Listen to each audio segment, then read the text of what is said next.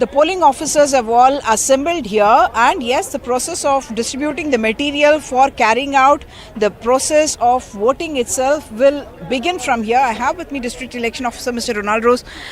What's happening here? All the officers are gathered here, and you're distributing the VVPATs and the EVMs also. Yes. So today is a very important day for us because from morning onwards the distribution work starts. So distribution works entitles placing the men and material in the polling booth.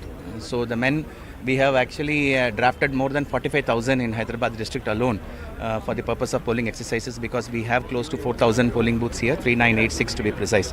So the material also, it's a huge logistical exercise we have done for the last 1 month to ensure that this day arrives.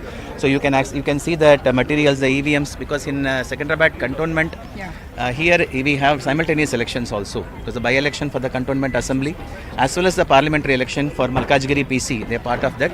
So they have one VVPAT and then one CU, this is the control unit. And then they have 2 ballot units. So because the number of candidates are more in the Secunderabad, the Malkajgiri parliament, I think 22 candidates are there.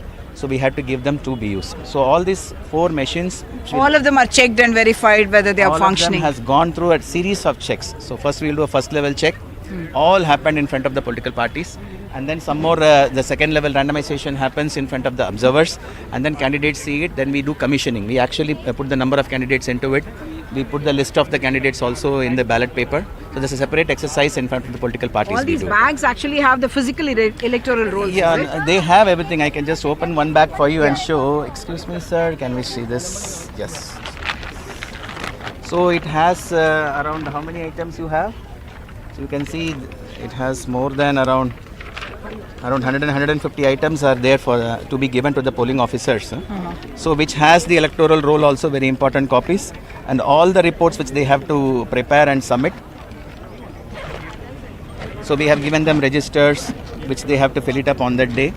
There are some important registers are there, like this is the register of votes, we call it, very important one, because whoever comes to vote, so they get their names first entered here, serial number of the electoral roll, what document they have given, it's an EPIC card or Aadhaar card or something like that, their impression. This is the most important document which is called as register of votes. Whoever comes to the polling station, they have to enter here, sign it before proceeding to the polling station. So we also have others like polling agents, how many of them are there, and their entry passes, their declarations, if some blind voter comes, what they should do, the receipt book if they challenge somebody, so and then if they want to put a test vote, absentee list, shifted list and dead voter list which we give to them. So all the polling officers know the standard operating procedure. We have given them 3 full rounds of training to them, and we have also released some videos to them so that they keep on refreshing. All the training materials we have given them on, we have put them in the WhatsApp group also.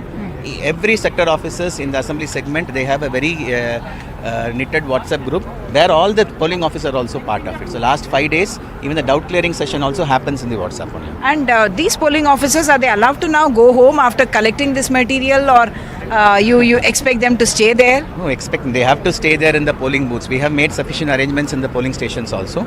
But this time Election Commission has taken a decision and had allowed women polling officers, they can go home and then they come back early morning before 5:30 to the polling booth. That one exemption Election Commission has given this time. Both of these are very critical Lok Sabha seats that we are talking about, whether Hyderabad and Secunderabad as well. For the Hyderabad constituency, the candidate of the BJP had expressed certain apprehensions and she made certain requests. What have you specifically done any changes? I do know that from the assembly election to the Lok Sabha election itself, more than 1 lakh voters actually have gone off the list of voters. To be precise, if you take a total of the 15 constituencies, 1.79 lakh votes have been really removed from the electoral roll which went to place in TSLA. But there are different reasons for it. See, we have removed dead voters of around 25,000. We have removed duplicate voters of 35,000. And then around 1 lakh people have asked for shifting of their polling station. They themselves have said that I am a little bit far away from my polling booth. Please may shift me to my nearby polling booth. And then there are some people who have said that my husband's vote is here, my vote is somewhere else. So we have brought them together to a single polling. The families are brought together. Families are brought together. We have made an effort because the CEC was very particular that the family should be together. So we have made an exercise in the last 4 months and we brought them together. So the actual number of deletion out of shifted voters who have been actually shifted out who are not present is something around 18,000. and then around 32,000 is duplicate voters, around 25,000 is dead voters. So around 1 lakh is, they are still there in the electoral roll, but not in the same booth as what was there last time. Other than that, you are telling me that a lot of transparency is being ensured by ensuring that everywhere you have CCTV cameras. Explain to us the security protocols you followed, because every time there's allegation in the air saying that there is impersonation and so on. See, there are 3,986 polling booths. All 3,986 polling booths are fitted with CC cameras, and that's live webcasting. Anybody, so I can see live, my observer can see live, our CEO sir is seeing it live, my returning officer is seeing it live, and they are also recorded. So apart from that, this time what we have done is outside the polling booth also we have put similar number of cameras, 3,986 CC cameras we have fitted. So anybody who is standing outside, what is happening outside the polling booth also, now we are monitoring, police are monitoring. So this is going to, and these are all recorded also. Anytime anybody is asking for the recording, that what has happened in the polling booth, we are willing to share all the videos to them, so that they themselves can find out what has happened inside the polling booth. The weather has been a spoiler for the first 3 phases of election. Even otherwise, Hyderabad has not had a great numbers. Even in the assembly election, only about 48% or so. How are you trying to enthuse the voters to come out and vote, and what are the arrangements for people so that they feel least troubled while coming out to vote? But the weather is kind to us in the past 2 days, and the forecast is also very good for tomorrow. So we are very happy about that, first of all, because that is one of the factor which was worrying us.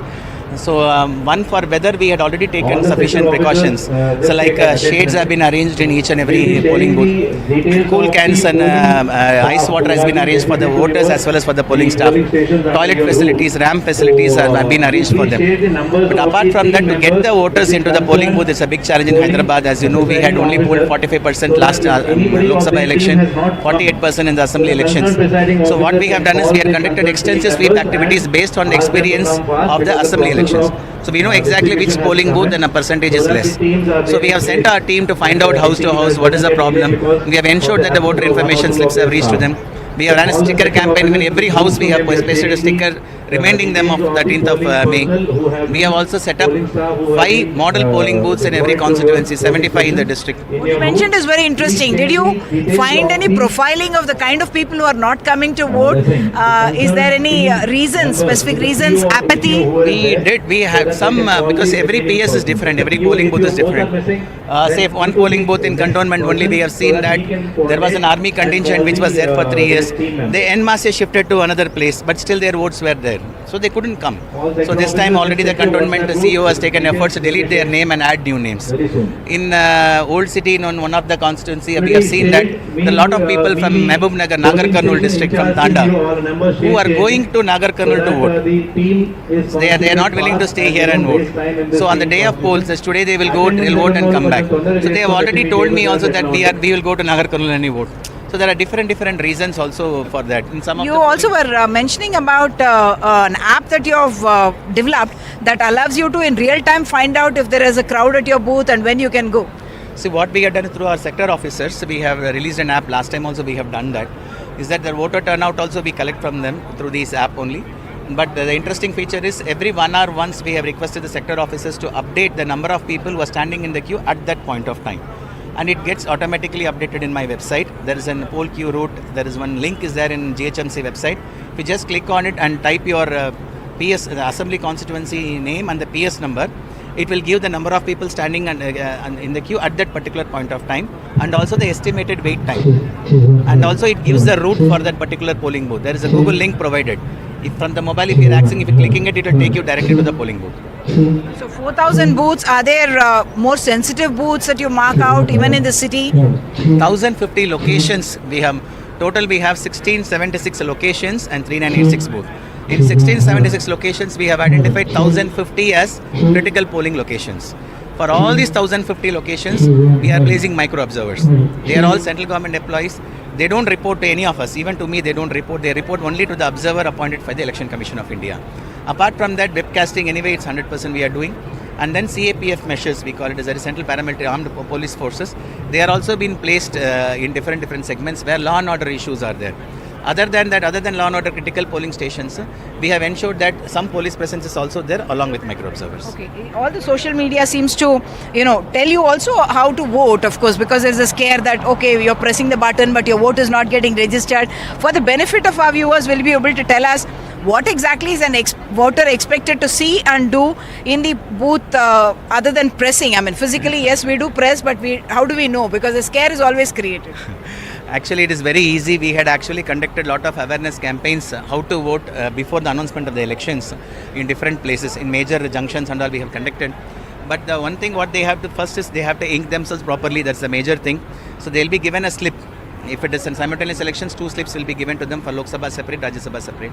So when they go inside the booth, you can see they can see the VVPAT, and then followed by on the right side of the voter, left side of the VVPAT, you will see the machines arranged 1, 2, 3.